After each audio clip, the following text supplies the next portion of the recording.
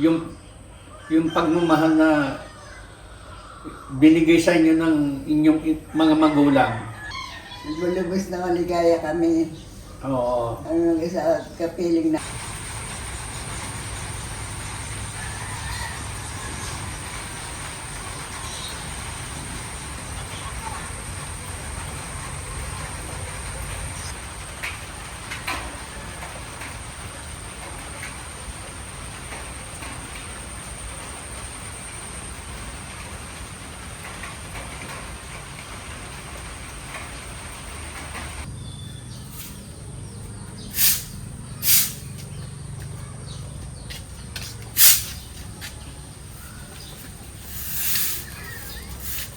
Di ba?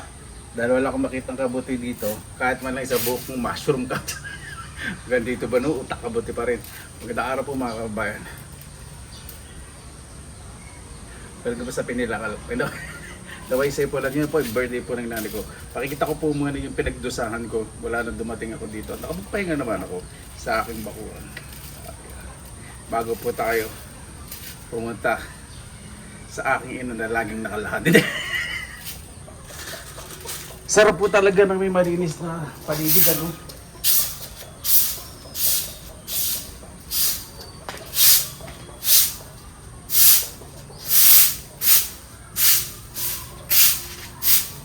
Kagabi po napakalakas ng ulan. Ngayon naman mainit.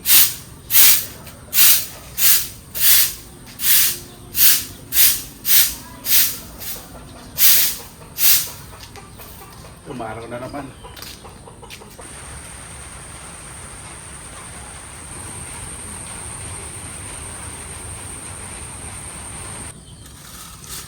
Nung dumating po ako dito, medyo green po itong daanan. Pinaiskoba ko po yan sa kapitbahay ko po.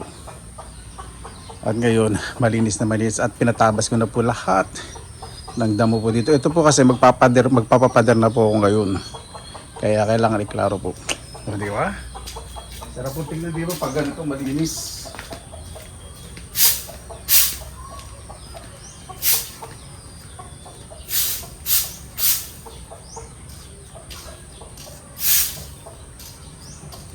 Kaya pag napadiran po ito, ay naku, napakasarap tingnan. I-privacy tapos ito, la-landscape po. Kung gusto ko po dito sa harap, mabababa lang po yung mga halaman to. Halimbawa, bonsai, para hindi na po ito maglumot. Sa akin pa din napapagawa ko, mababa lang po tapos may steel matting para maganda, para humihinga.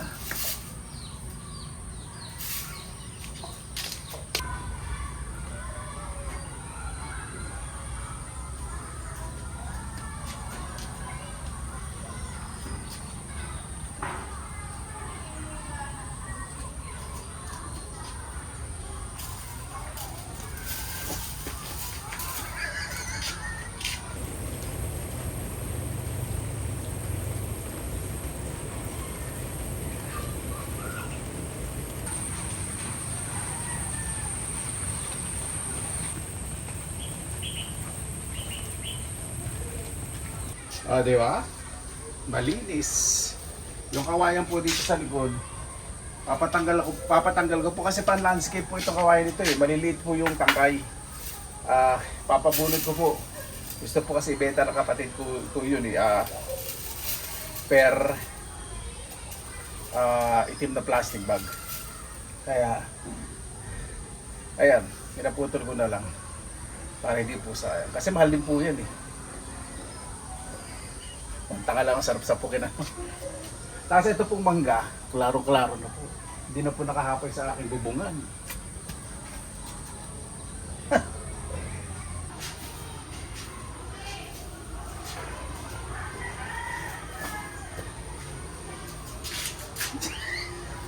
Diba?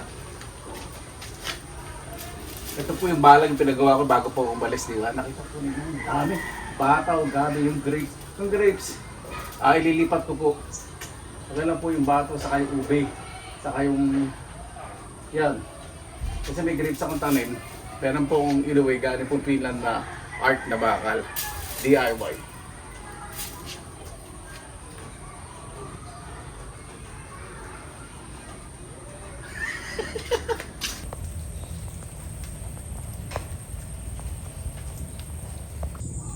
Sa sobrang lakas ng ulan kagabi, itong palaisdaan ko umabot na halos sa pilapil o yung gilid po na daanan. Buti naman di umabaw kasi may mga isda po yan eh.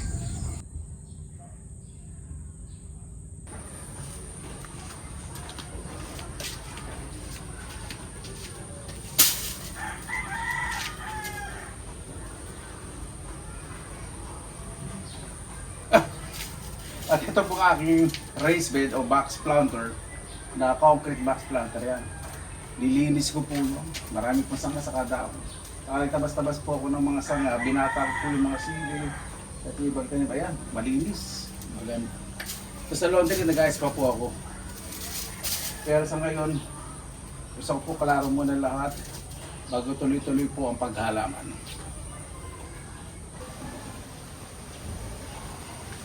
At pumunta na po tayo sa aking lutuan de kahoy. Yan, nilipat ko po. Kaya dyan ninikit ko po sa pader para maging maayos po rito at lumuwag.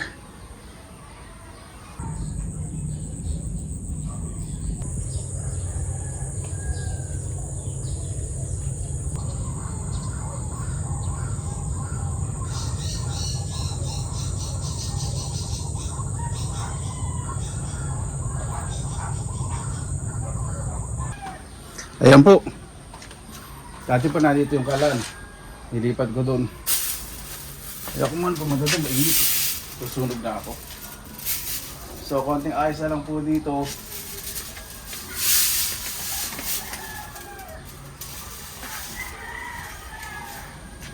Yung makapag kinanim ko po, laki na saka yung lubi-lubi. Tinanim lang po natin after 4 months. Ayan na po isang Ganda po, no? At ito po ang gulo. Sayang po yung dito, yung laka, nakita niyo po, di ba? Nalunod po kasi nagbaha daw po dito. Isang beses lang po nangyari po dito, yung nalunod daw po yung langka. Sa kaitanim kong American Atis o Sugar Apple. Dati lipat ko dito itong mga collections ko po na succulents. Tapos yung mga bonsai po na alaga ng mga kapatid ko dito nilagay para mas clear, nakakahinga po dito.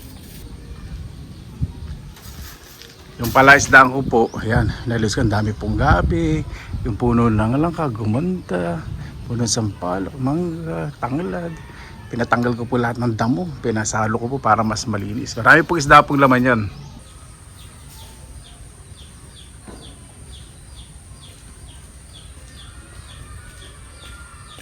At syempre, itong entrance, nilaro ko na rin po. Saka na lang po kung magpapa, tiles dito sa ilalim nito, sa pintura dito sa labas. Gusto po mananahin kasi yung pader para mas may protection. Meron na po CCTV, siyempre kahit may CCTV, alam nyo na yung mga mandurugas, mga karabat, mga mimitik, may mga parang po yun, di ba? Ang mga karabat, galit sa kapo mga karabat. Sarap po kumilos pag ganito, malinis, maayos. Masarap sa mata, saka masarap sa pakiramdam. Yung pinaghirapan kasi po ninyo, na-value. Yan. Saka, mamaya darating po dito yung mga ibang pinsanin kong libangin. Hindi ko babato ka na naman ako. Pupunta po dito. Kaya kailangan pakita. Pakita ang ari-ari.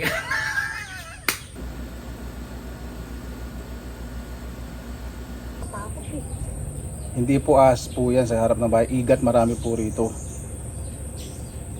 Kaya marami po nahuli po sa lugar po namin. Ang hinanda po namin ay paborito ng aking nanay. Biko, mayroon pong beans, may menudo, may pansit. At syempre yung video okay, hindi po mawawala yan, di ba? Ayan nanay, birthday nyo kahapon. Ano naman yung pinakamagandang regalo na na-receive ninyo bukod dun sa perang binigay ko? Syempre pag walang pera malungkot kayo. Ano yung pinakamagandang regalo? Yung maganda regalo sa akin yung handa. Galing sumagot ah! Wala, syempre ako yung kaharap, ako gumastos na. Pinakamasarap sa lahat ng handa. Tulad ng menudo, lime. Paborito nyo kasi yun eh. Sa pansit. Paborito nyo na yung menudo. Ano masasabi niya naman, Papa, Oh. sa walang katapusang paglahad kahapon ni na? Ayos lang. Ayos Hindi lang. ako makalahad eh. Nahiya ako. Ayan, kinakamusta kayo siyempre ng mga taong nagmamalasakit sa inyo. Ayan, ito po sinabi sa kasi ni Papa. Ano po ang gusto niyo sabihin sa kanila? Siyempre, tinatanong kayo lagi. Maraming salamat sa inyo. Meron tayong kamag-anak doon sa La Union, Anduyan. Huwag mo na yun sa mga sumusuporta ngayon. May Yung nga, sumusuporta nga Hindi, yun. yung mga nanonood ngayon. Ay, nanonood ngayon. Lahat. Na tinatanong kayo. Mga kapatid, mga kaibigan, at mga kabarangay. Salamat sa mga tangkilik ninyo sa programa ng Pinilikang Lakbay. Ito po ngayon, nandito sa akin ang anak ko kung nagtatanong kung anong nararamdaman namin sa kasalukuyan. Siyempre, maligaya kami, may lahad-lahad kami. Maligaya kami at nakapiling namin anak. Oo. At napakalaking bagay na binibigay sa amin na ika nga Tulong. tulong. Di tulong yun, pagmamahal yun. Nabiyaya na binibigay sa amin ni Benson. Malaking bagay yon sa amin. Dahil sa edad namin na to, hindi na namin kailangan maghanap buhay. Wala na. Sa kanya na yung biyaya na binibigay sa amin. Kaya ako'y labis na nagpapasalamat sa anak ko na sana dagdagan niya yung pasensya niya. At saka yung Ay, lahat. sasabihin ko, siguro inaabaan ni Papa kasi hindi siya naitregahan kahapon. Dagdagan niya na. Hindi nakadilihensya. Dagdagan niya ng pasensya at saka lahat. Binigay ko isa sa kanya. Ako yung lahat. Talagang bigat. Huwag sasabihin yun! Sinabi. Bakit sinasabi? Sinabi yun. Bibigyan ako eh. Buong mundo ang nanonood. Ano gusto yung sabihin ng mga... di pa pala tapos si Papa. Napakasarap na isang anak ay hindi mo na kailangan hingan pa. Siya ay kusang nagbibigay ng biyaya. Kasi di po sila humingi. Pag pumapasok po ko dito, Nakalahad na. narinig mo na lang yung daing na. Nagbo-volunteer na ako. Napakasarap sa isang magulang na mayroon kang anak na tumatangkilik sa iyo at nagmamalasakit at nakakaramdam ka ng pagmamahal sa kanya. Kaya kayong mga anak, huwag niyong kalilimutan at huwag niyong bibilangin yung mga pagkakamali ng magulang ninyo. Dahil yung pagmamahal na binigay sa inyo ng inyong mga magulang, hindi nyo mabibilang at hindi humingi ng kapalit. Hindi kasi may mga bagay kasi sa pamilya na nakapagsalita ng hindi maganda, ng maliliit, iba pumapasok sa puso't isipan ng mga bata. Hindi dapat tinatanim ng galit yun kasi ang mga magulang laging pagod yan. Sa kapag galit may mga nasasabing hindi maganda. Ang importante, matapos ang isang araw na walang argumento at walang galit sa puso't isipan. Yan ang pinakamasarap. Yan tatanda ninyo. Huwag niyong bibilangin ang mga pagkakamali ng magulang ninyo na nagawa sa inyo. Kasi nakapagsalita siyempre ng hindi maganda. Kadalasan dala sa galit kaya dapat mas malawak ang pag-iisip. Sinanay, mas malawak ang bulsa ng duster. Oo. Dahil ang isang magulang ay hindi niya binibilang ang anuman pagtangkilik at Hindi pagmamahal. binibilang. Kahapon binigyan ko si nanay, binilang nga eh. Tinanong pa sa inyo magkano binigay. Ang ingay naman nito. Sabi kong ganyan ka. Naku, sabi ko huwag ka rin sabihin. Huwag ka sana sabihin, paano yun? Sabi, magkano? Bilangin mo nga. Okay, nanay, ano gusto niyo sabihin sa mga taong nagtatanong sa inyo, nagmamahal, nagmamalasakit? Maraming salamat po sa inyo. Ano gusto niyo sabihin sa kanila? Salamat sa inyo sa lahat. Lubos na maligaya kami. Oo. Ang isa kapiling namin talaga ang aming anak na pinakamamahal.